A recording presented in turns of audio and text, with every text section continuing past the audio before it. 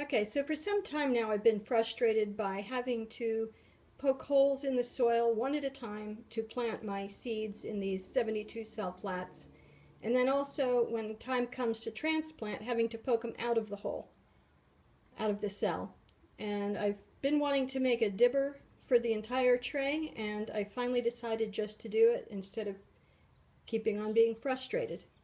So the first thing I'm going to do is take the tray, lay it upside down on a piece of scrap plywood, line up the edges there and along the top, mark where I want to cut on both sides, and cut it on the table saw.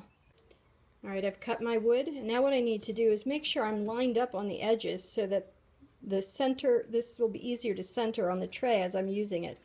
So I'm taking a square and I'm going to line it up along each side and make sure I have it perfectly on there. I'll do that a couple of times just to make sure. And then what I'm going to do is go ahead and look at these and make a mark, which I've started doing already, along the center of each one of these cells, that direction, and then also this direction. Okay? So you can see what I've done here. And then what I'm going to do is take a square and line it up with each of these marks that I've made. There's my first one. And then go in both directions and I'll have a grid. Alright, here's my grid. You might notice, or maybe not, that I have a different piece of board than what I started with. That's because the first one I thought was just a little warpy, and if it starts out warpy when it's dry, it's going to get worse as I use it in the moist greenhouse. So I went with a thicker piece that seems a little more dimensionally stable. This one's probably a 5/8 inch piece of plywood. And so I've already gone and drawn the grid, and what I'm going to do next is take these dowels. They're 3/8 inch joining dowels that you would use in furniture making or that sort of thing. And I have a 3/8 inch bit on my drill, and I am going to drill holes the whole way through. I'm going to put a piece of scrap wood underneath so I don't ruin my work surface.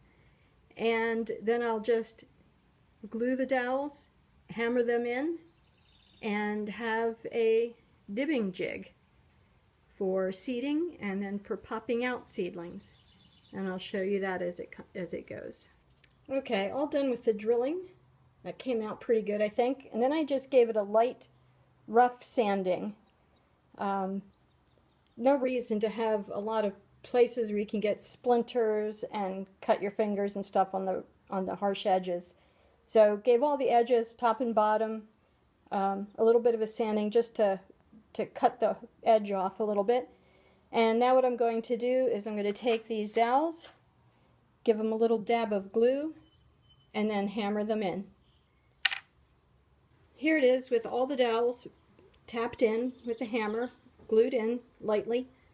I suspect these dowels might be a little long for my purposes, but I had them on hand. I had a bag of 100 of them, and I've been waiting so long to make this that I didn't feel like putting it off any further. If it turns out that it's not working for me, I can make a second one. It didn't take that long, maybe a half an hour. But I'm going to give this a try and see how it goes. First, I think I'll put on a set of handles so it's easy to use.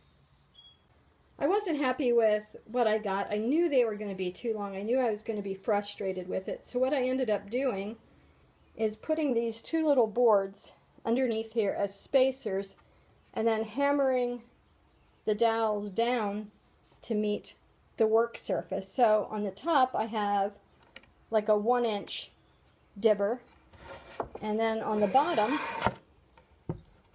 as you can see, it looks a little rough over here, but I mean really it's not fine furniture. That is maybe a 1/2 inch dibber. Maybe I'll use it, maybe I won't. I think the 1 inch is going to be what I'm going to need. But I'm hoping this will keep me from having to make this again and avoid my motto of why make it once when you can make it twice. All right, thanks.